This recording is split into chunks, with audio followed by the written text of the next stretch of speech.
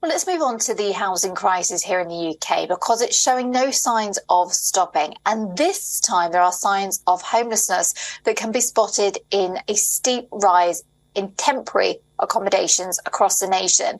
Now, the department, I should say, for Levelling Up Housing and Communities has issued figures pertaining to the status of homelessness and temporary accommodations in the country. Now, the data, it covers developments in housing and found that over 79,000 households were owed help from local authorities to address homelessness. Now, currently, homelessness in England is at the highest since 2018. Over 50% of these households already lost a roof over their head. Now, London takes the lion's share of 18% of households that are affected by this. The number includes families as well as single people. Now, these figures point to the increasing threat of homelessness across Britain.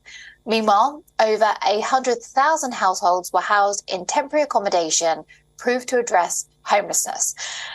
The numbers rose by 10% in just over 1 year, and are now the highest since records began in 1998. A key driver of the increase was the termination of short-hold tenancies. This is a type of fixed-term contract wherein the landlord can evict the tenant without reason and with a 2-month notice. Now, such events, they are commonly called as no-fault evictions. Another factor leading to stress on the British housing is the freezing of local housing allowances.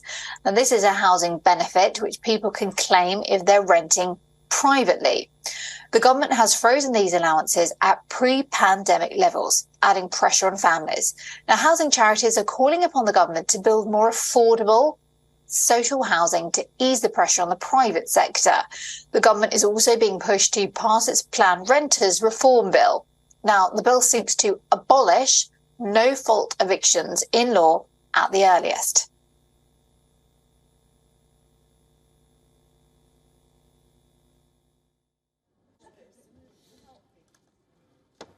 Well, for more details on this topic, our London correspondent Alex Isaac is standing by for us. This is a really difficult situation here in the country because, of course, we've got the cost of living crisis. We know that the cost of living is getting unaffordable for a lot of people, and even people with jobs. It's now quite extortionate unless you're on a very high salary. I think most people are feeling the pinch at the moment. What's happening in regards to homelessness? Because we're looking at the figures now and they are going up.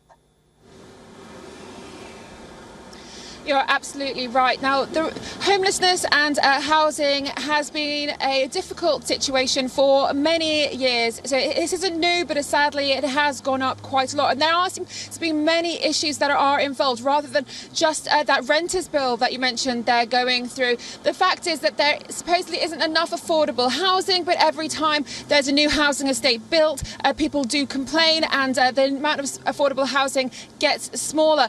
Also, there is a real issue within the benefit system here in the UK. We went through a phase of being able to buy your council house, which took off a load of council houses from the market. There are affordable houses that are no longer available. They are now privately owned. And of course, if you did have a council property, you got on the list, you were lucky enough to get a property, therefore you're not means tested again after that initial bedding into that property. So there are many people who have taken advantage of the small amount of social housing in the UK by not having to be means tested, as they have lived there for 10, 20 years, and those houses have not come back into the availability of those that really do need them now. And also, when we're looking at the housing market in general, it's exceptionally high to rent privately, but also buying houses doesn't seem to be on many people's agendas. They can't afford it. The banks don't allow people to get mortgages if they say that they can't afford it, yet rents are so exceptionally high, a mortgage would actually be cheaper.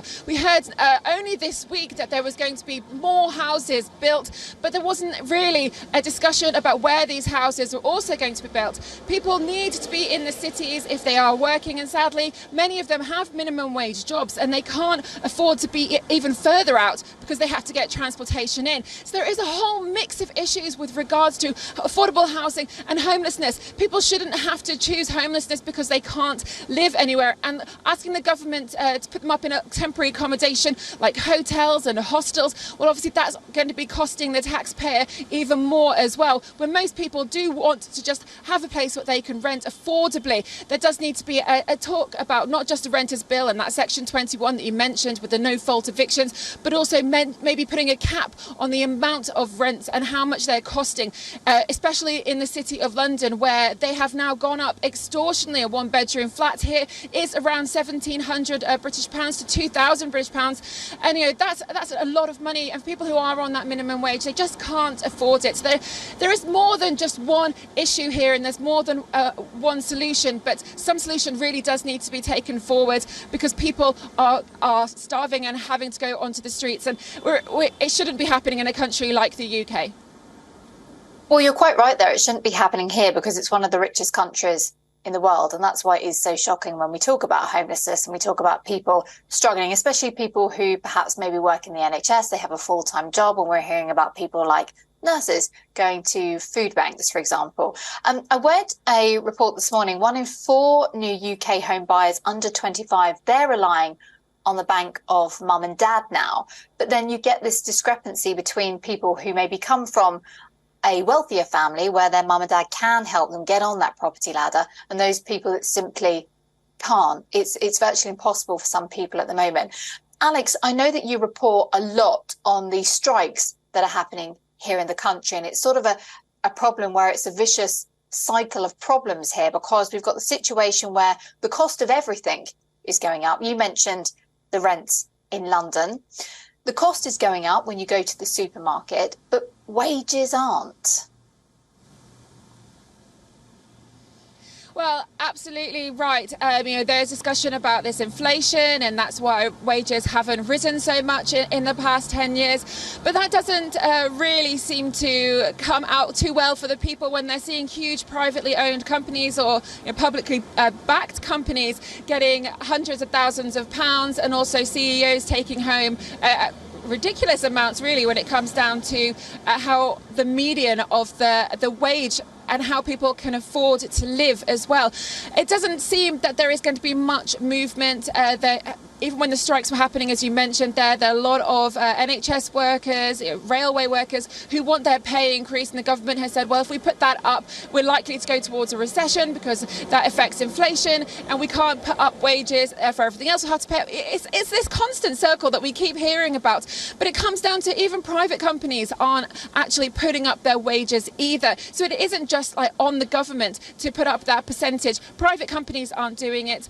Public companies aren't doing it. It doesn't seem that we are moving forward. This is a situation where a couple decades ago, should we say, not even a couple of years ago, whole families could live off one person's wage, and we've come forward now where everyone in the household needs to be working, and they still aren't getting to the situation where they can afford their own houses, and not everybody wants to buy a house. Also, of course, it's great if you have the bank of mum and dad to help, but people just want to be able to live where they want to, and if that is their choice to just keep renting, then they shouldn't have to pay extortionate and choose between whether or not they're paying their rent, paying their bills, or able to eat as well. So it's a whole conversation that has to happen, continuing with the government and also private sectors as well.